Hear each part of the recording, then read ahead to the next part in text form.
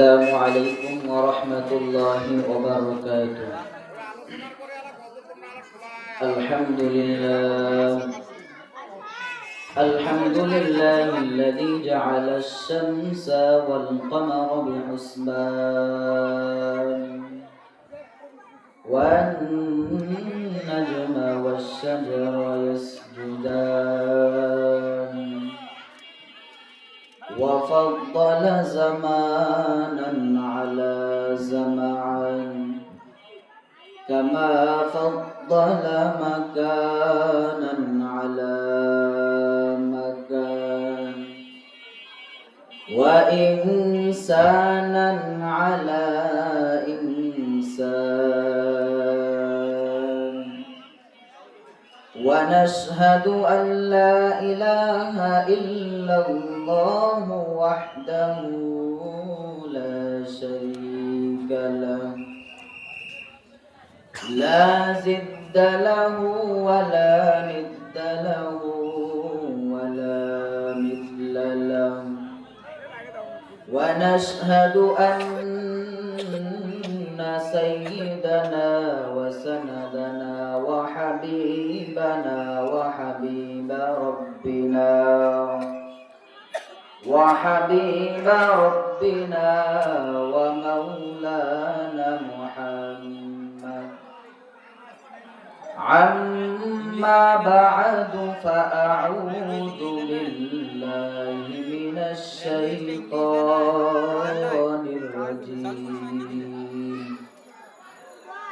بسم الله الرحمن الرحيم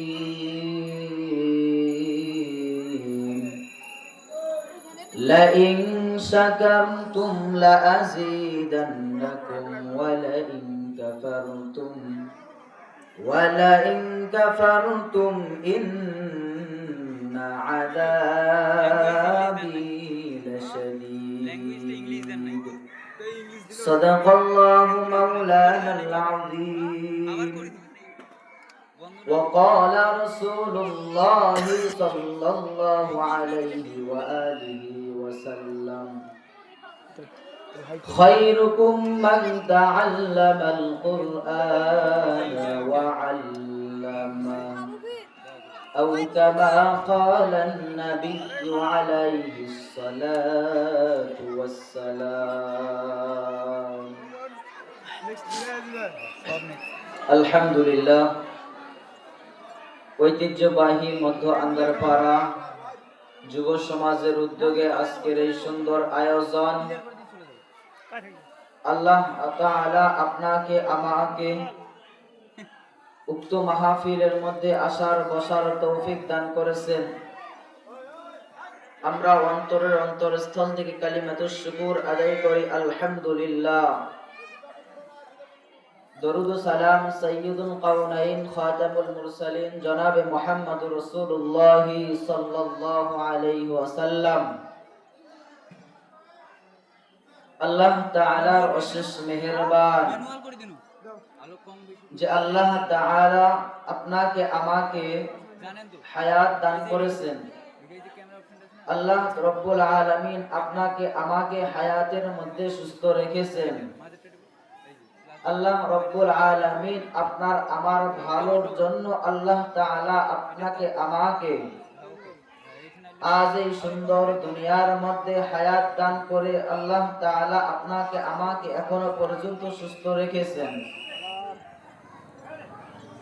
আজকে যারা মাইকের আওয়াজ শুনতেছেন, যে যেখান থেকেই শুনতেছেন, শুনেন, ভালো করে বুঝেন। অল্প সময়ের মধ্যে কিছু কথা বলবো আমি আল্লাহ তাআলার কোরআনুল কারীম রাসূলুল্লাহ সাল্লাল্লাহু আলাইহি ওয়াসাল্লামের হাদিস থেকে। তো আপনারা যে যেখান থেকে শুনতেছেন, বাজার থেকে শুনতেছেন, যে যেখান থেকে শুনতেছেন, শুনেন। অল্প সময়ের মধ্যে কিছু কথা বলবো। আল্লাহ রাব্বুল আলামিন আমাকে তৌফিক দান করুক। ওয়ামা তাওফীকি ইল্লা বিল্লাহ। যে কথা বলতে চাচ্ছিলাম, আল্লাহ তাআলা আমাদেরকে সুস্থতা দান করেছেন। একটু তাকাইয়া দেখেন যে আপনার আমার অবস্থার মতো অন্য ভাইয়ের কি অবস্থা। আমি আসার সময় দেখলাম রাস্তার মধ্যে এক মহিলার জানাজা হইতেছে। একটু চিন্তা করে দেখেন যে একজনের জানাজা হইতেছে রাস্তার সাইডে, তো আমি সেখানে দেখলাম জানাজা হইতেছে, একটু চিন্তা করলাম আজকে কত দুনিয়ার মানুষ দুনিয়ার কাজে ব্যস্ত। এই মহিলাও একদিন দুনিয়ার মধ্যে বেঁচে ছিল, আমার আপনার মতো চলাফেরা করতেছিল, কিন্তু দেখেন আজকে মহিলা জানাজা হইতেছে, সে মারা গেছে। সম্মানিত মুহতারাম হাজিরিন, তো আল্লাহ তাআলা আমাদেরকে আপনাদেরকে তাদের থেকে অসুস্থ করেন নাই, আপনাকে আমাকে নেয়ামত দান করেছেন, সুস্থতা।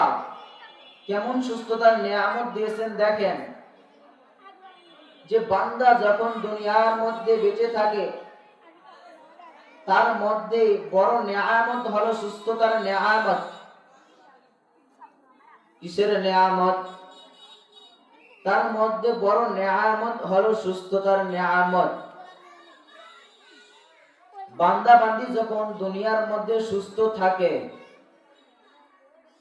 আপনি আমি যখন দুনিয়ার মধ্যে সুস্থ থাকি, আমার আপনার দ্বারা গুনার কাজ করা সম্ভব, আমার আপনার দ্বারা নেকের কাজ করাও সম্ভব। তো আপনি আমি যখন দুনিয়ার মধ্যে বেঁচে আছি, আল্লাহ রাব্বুল আলামিন হায়াত দান করেছেন, এমন এক নিয়ামত দান করেছেন, সুস্থতার নিয়ামত। এই নিয়ামতের কত দাম আল্লাহ রাব্বুল আলামিনই ভালো জানেন, যে এই নিয়ামত আল্লাহ রাব্বুল আলামিনের কাছে কত প্রিয়। মনে চায় জানতে কেমন প্রিয়? পয়গম্বর মুসা আলাইহিস সালাতু ওয়াস সালাম আল্লাহ রাব্বুল আলামিনের সঙ্গে কথা বলতো। তো কথা বলতে বলতে একদিন এক পর্যায়ে আল্লাহ তাআলাকে ডাক দিয়ে বলতেছেন, ইয়া রাব্বুল আলামিন, আপনার কাছে আমি একটা কথা বলতে চাচ্ছি। আল্লাহ রাব্বুল আলামিন বলল, হে আমার পয়গম্বর মুসা, তুমি কি বলতে চাচ্ছ বলো। তো মুসা আল্লাহ রাব্বুল আলামিনকে ডাক দিয়ে বলতেছেন, ইয়া আল্লাহ, ধরো দুনিয়ার মধ্যে আমি পয়গম্বরকে, আপনি আমাকে যে মুসা আলাইহিস সালাম বলে পাঠিয়েছেন দুনিয়ার মধ্যে, তো আল্লাহ রাব্বুল আলামিন যে কথা আমি বলতে চাচ্ছিলাম, যে ধরো তুমি দুনিয়ার মধ্যে মুসা, কি বলতেছে? মুসা আলাইহিস সালাম বলতেছে যে আল্লাহ রাব্বুল আলামিন, ধরো তুমি মুসা আর আমি মুসা হলাম আল্লাহ। আমি মুসা কি? আমি মুসা হলাম আল্লাহ। আল্লাহ রাব্বুল আলামিন ধমক দিয়ে বলতেছে, রে মুসা, এ কেমন কথা? তুই এ কেমন কথা বললি রে মুসা? তুই মুসা কোনদিন কি আল্লাহ হতে পারবি না? আর আমি আল্লাহ কি কোনদিন মুসা হব নাকি? পয়গম্বর মুসা আবার বলতেছে, আল্লাহ, আমি তো আল্লাহ হতে চাই নাই, আমি শুধু তোমাকে যে কথাটা বলতে চাচ্ছিলাম, এই কথা শোনার জন্য আমি তোমাকে বললাম যে আমি মুসা যদি আল্লাহ হই, আর আপনি মুসা, আমি মুসা যদি আল্লাহ হই, আর আপনি আল্লাহ যদি মুসা হন, আমার কাছে তুমি কি চাইতা? আল্লাহ রাব্বুল আলামিন এভাবে বলল। এভাবে বলার পর আল্লাহ রাব্বুল আলামিন ধমক দিলেন, হে মুসা, তোমার কি মাথা খারাপ হয়ে গেছে নাকি?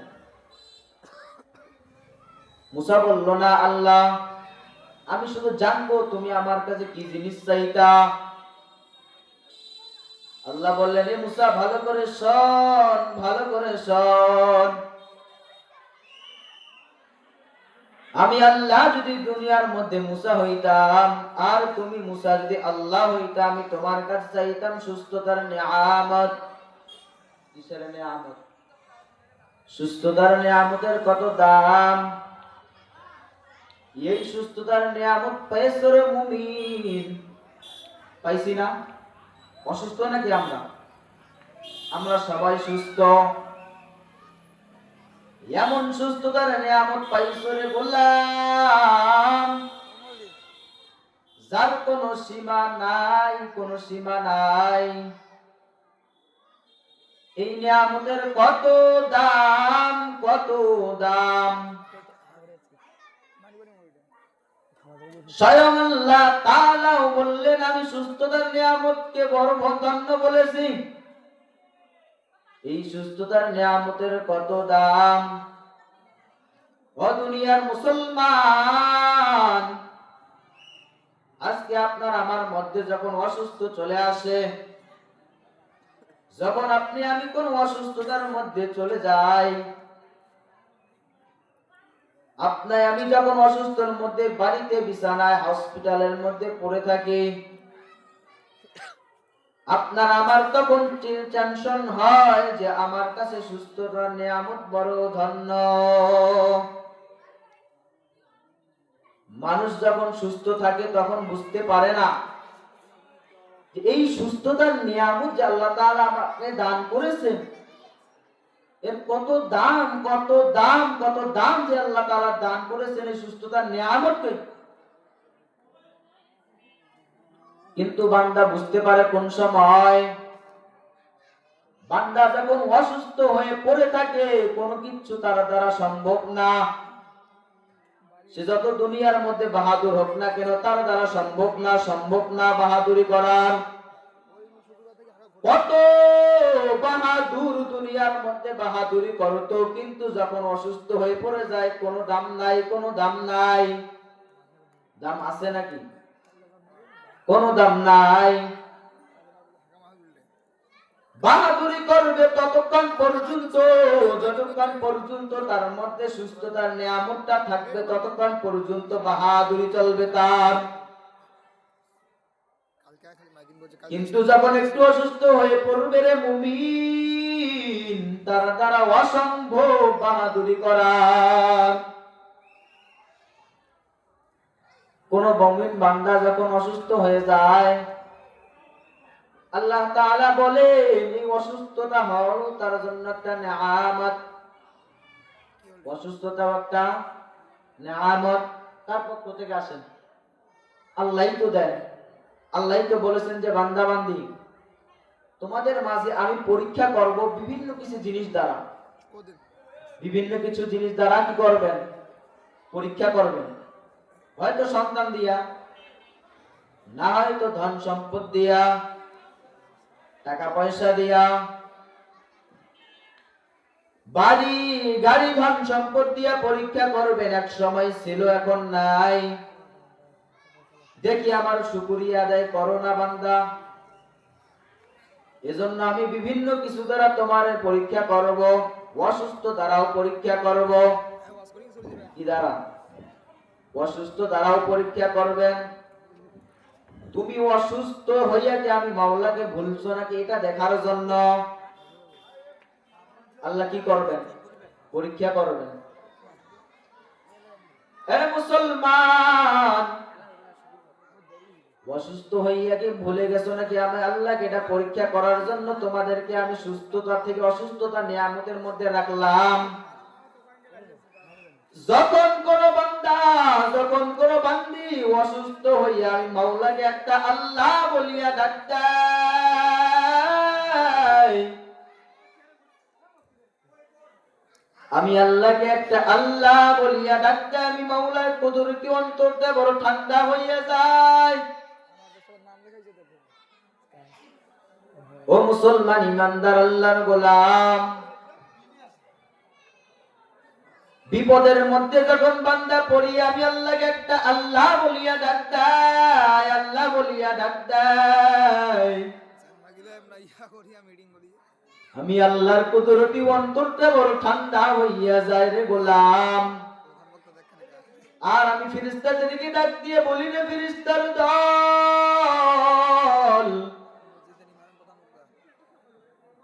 যেই মানুষকে তোমরা দুনিয়ার মধ্যে বানাইতে আমি মাওলাকে নিষেধ করতে আল্লাহ এদেরকে বানাইও না। এরা দুনিয়ার মধ্যে যাই আপনার হুকুম তো মানবে না, বরং তোমার গোলামি করবে না, তো বরং তোমার দুশমন হবে।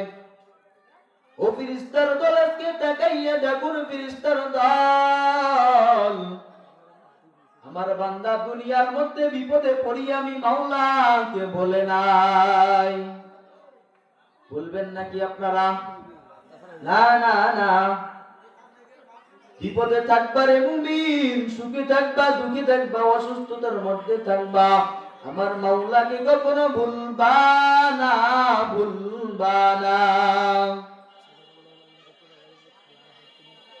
আর যখন কোন নাফরমান বিপদের মধ্যে পড়িয়া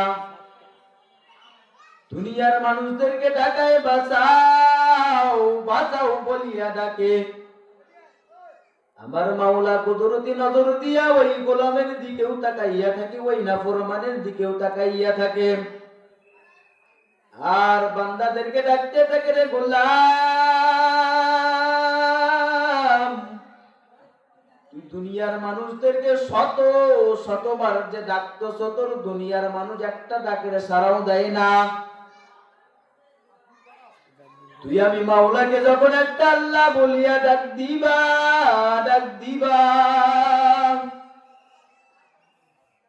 আমি মাওলা তো আর চুপ করে থাকতে পারবো না রে গোলাম। আল্লাহ রাব্বুল আলামিনকে থাকতে চুপ করে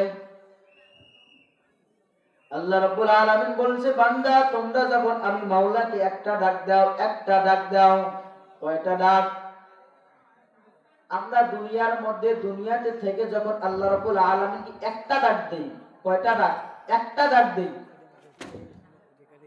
আল্লাহ রাব্বুল আলামিন বলেন, তোমার এই একটা ডাকের প্রতি আমি রব্বুল আলামিন এত খুশি হই, যার কারণে আমি রব্বুল আলামিন তোমাদেরকে আমি 10টা ডাক দিই। কয়টা ডাক? 10টা ডাক দেন। এরে মুসলমান, এই জন্য যেখানেই থাকবেন, যেখানে যে হালতে থাকবেন, বিপদে থাকেন, আল্লাহ রাব্বুল আলামিনকে ডাকেন। অসুস্থ হইছো রে বাবা, আল্লাহ রাব্বুল আলামিনকে ডাক দাও, আল্লাহ রাব্বুল আলামিনের কাছে শিফা চাও। কার কাছে? ডাক্তারের কাছে নাকি? তোকে তো ডাক্তার সুস্থ করতে পারে না। দুনিয়ার কত বড় অসুস্থ রোগী, কত বড় ডাক্তার দেশ থেকে বিদেশে যায় চিকিৎসা করার জন্য, কোনো কাজ নাই। আল্লাহ রাব্বুল আলামিন কত দুনিয়ার মধ্যে দেখাইলো কত বড় রোগীদেরকে, আল্লাহ রাব্বুল আলামিনকে ডাক দেওয়ার জন্য আল্লাহ রাব্বুল আলামিন সুস্থ করে দেন। এ দুনিয়ার মুসলমান ইমানদার আল্লাহর গোলাম, যে কথা বলতে যাচ্ছিলাম রে ভাই, যে আল্লাহ তাআলা যে আপনাকে আমাকে এত সুন্দর নিয়ামত দান করেছেন, সুস্থতার নিয়ামত, এই নিয়ামত পাইয়া কখনো ভুলবা না। আর যদি ভুলে যাও তো কি অবস্থা হবে আল্লাহ রাব্বুল আলামিন তাও বলে দিলেন। আর যদি নিয়ামত পাইয়া যদি না ভুলো, এর কি হবে, তার কি দিবেন তাও বলে দিলেন আল্লাহ তাআলা কোরআনুল কারীমের মধ্যে সুন্দরভাবে বলে দিলেন, লা ইন শাকারতুম লা আযীদান্নাকুম ওয়া লা ইন কাফারতুম ইন্না আযাবি লাশাদীদ। দুনিয়ার মধ্যে কোন বান্দা কোন বান্দি যখন আমি আল্লাহর শুকরিয়া আদায় করে, নিয়ামতের শুকর আদায় করে, কি আদায় করে? নিয়ামত খাইয়া নিয়ামতের শুকরিয়া আদায় করে। যে শুধু খানা খাইলাম এরপর আলহামদুলিল্লাহ বললাম, এটাই শুকরিয়া নাকি? সুন্দর একটা গাড়ি পাইলাম, বাড়ি পাইলাম, জমি জায়গার মালিক হইলাম, এত সুন্দর নিয়ামত আল্লাহ তাআলা আমাদেরকে দিল, এটাই কি নিয়ামত, শেষ নিয়ামত? এটাই কি শুকরিয়া আদায় করব? না, এটা তো দুনিয়ার মধ্যে আপনাকে চলার জন্য এটা নিয়ামত দান করেছেন আল্লাহ রাব্বুল আলামিন। তো এত শুকরিয়া আল্লাহ রাব্বুল আলামিন, এত নিয়ামত যে দিলেন দুনিয়ার মধ্যে, আপনি আমি চলবো, 3.5 হাত বডিগার্ডে চালাইবো, আপনাকে আমাকে দিল, বাড়ি দিল আল্লাহ রাব্বুল আলামিন, গাড়ি দিল, দুনিয়াতে চলার মধ্যে জমি জায়গা দিল। এই নিয়ামতকে কি বড় নিয়ামত মনে করেছো? না, এই নিয়ামতের তো শুকরিয়া আদায় করবা, মাঝে মাঝে একটু চিন্তা করিও যে আল্লাহ রাব্বুল আলামিন আমাদেরকে এই 3.5 হাত বডির মধ্যে কতগুলো যে নিয়ামত দান করেছেন, আপনাকে আমাকে কত নিয়ামত দান করেছেন রে গোলাম, এই নিয়ামতের কোনো শেষ নাই। শেষ আছে নাকি? ডানে তাকাইবা আল্লাহর নিয়ামত, বামে যদি তাকাও আল্লাহর নিয়ামত, সামনে তাকাইবা আল্লাহর নিয়ামত, পিছনে তাকাইবা আল্লাহর নিয়ামত, নিচের যদি দিকে তাকাও নিচের দিকে আল্লাহর নিয়ামত, আসমানের দিকে যদি তাকাও আসমানের যদি দিকে তাকাও রে মুসলমান, আসমানের দিকে যদি তাকাইয়া দেখো কত নিয়ামত আল্লাহ রাব্বুল আলামিন আসমানের মধ্যেও রেখেছেন। যেদিকে তাকাইবা রে মুসলমান সেদিকে আমার আল্লাহ রাব্বুল আলামিনের নিয়ামত দ্বারা ভরা। আল্লাহ রাব্বুল আলামিন এতগুলো নিয়ামত দান করেছেন রে গোলাম, একটু কি কোনোদিন চিন্তা করছো নাকি এত নিয়ামত কে দিল, কে দিল? 3.5 হাত বডির মধ্যে তাকাও, এই বডিটারে কত সুন্দর করে আল্লাহ রাব্বুল আলামিন সাজাইলো, এই বডিটার মধ্যে কত নিয়ামত দান করেছেন রে গোলাম। এই যে 2টা হাত দেখতেছো আপনারা আমার বডির মধ্যে কত সুন্দর ভাবে রেখে দিল আল্লাহ রাব্বুল আলামিন। এই হাত দ্বারা কত কিছু করা যায়, কত কিছু করা যায়। এই হাতের কত দাম, কত দাম, কত দাম। শুধু কি তাই না, না না, চলার জন্য 2টা পা দান করলেন। কে দান করলেন? তোমার মা তোমার 2টা পা দান করে নাই, তোমার বাবা তোমার 2টা পা দান করে নাই, কে দান করলো? তোমার আমার শরীরের মধ্যে তো নিয়ামত, 2টা পা দান করলো, কেউ দান করলো না, কে দান করলো? দান করলেন আমার আল্লাহ রাব্বুল আলামিন। মুসলমান ইমানদার আল্লাহর গোলাম, এই পা দ্বারা তুমি কত কিছু করো রে বাবা। এক স্থান থেকে আরেক স্থানে যাওয়ার জন্য তোমার 2টা পায়ের প্রয়োজন। তুমি বাড়ি থেকে মসজিদের মধ্যে যাইবা, তোমার 2টা পায়ের প্রয়োজন। 2টার জায়গায় যদি একটা পা দিত তোমার জন্য চলার কষ্ট হইতো রে মুসলমান। দুনিয়ার মধ্যে তাকাইয়া দেখবা কত লোকের একটা পা একটা নাই। আপনার আমার শরীরের মধ্যে 3.5 হাত বডির মধ্যে আল্লাহ রাব্বুল আলামিন 2টা পা দান করেছেন, এর কত বড় নিয়ামত দান করেছেন আপনারা আমি জানতে পারি না। এই যে পা 2টা দান করেছেন কত বড় ভাগ্য, এটা বুঝবেন কোন সময়? যার শরীরের মধ্যে একটা পা আছে, কোন কারণের মধ্যে একটা পাকে কেটে ফেলা হয়েছে, তাকে যাইয়া জিজ্ঞাসা করবেন, ভাই আপনার যে 2টা পা ছিল বর্তমান একটা, কয়টা? একটা। তো এই একটা পা দ্বারা তোমার কেমন লাগে, তোমার কেমন লাগে? ওই ব্যক্তি ডাক দিয়ে বলবেন, রে ভাই,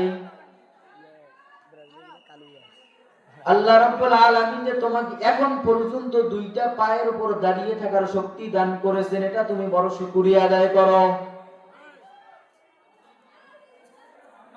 আমার একটা পায়ে কোনো একটা সমস্যার কারণে আমি কেটে ফেলেছি, এখন আমি বুঝতেছি একটা পায়ের কত দাম, কত দাম। একটা পা যদি তোমার না থাকে রে গোলাম, দুনিয়ার মধ্যে যখন বাড়ির মধ্যে আগুন যদি লাগিয়া যায়, রাত্রে বেলা যখন ঘুমাইবা ঘুমাইবা, জানের বাঁচানোর জন্য তোমার স্ত্রী তোমার সন্তান দৌড়িয়া পালায়, তোমার দুইটা পায়ের মধ্যে একটা পা নাই, পা নাই, তোমাকে ভর দ্বারা হাঁটার লাগে, তোমার আরেকজনের সাহায্য ছাড়া তুমি চলতে পারো না। মুসলমান ইমানদার আল্লাহর গোলাম, ওই বাড়িতে আগুন লাগার কারণে মনে করবা তুমি আর বাঁচতে পারবা না। জানের ভাই তোমার স্ত্রী দৌড়ায়, তোমার সন্তান দৌড়ায় বাড়ি ছাড়িয়া, তোমারে ফেলাইয়া দৌড়াই দৌড়াই, তুমি বাড়ির মধ্যে চিৎকার মারো, তোমারে বাঁচার জন্য কেউ আসবে না।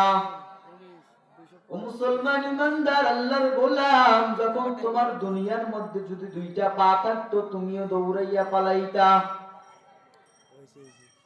কিন্তু তোমার মধ্যে দুইটা পায়ের কারণে তুমি চলতে পারো, একটা না থাকার কারণে তোমার যে কত অসুবিধা। যার পা নাই তাকেই বলো। শুধু কি তাই না, তাই না, আরো কত হাজার নিয়ামত দান করেছেন রে গোলাম।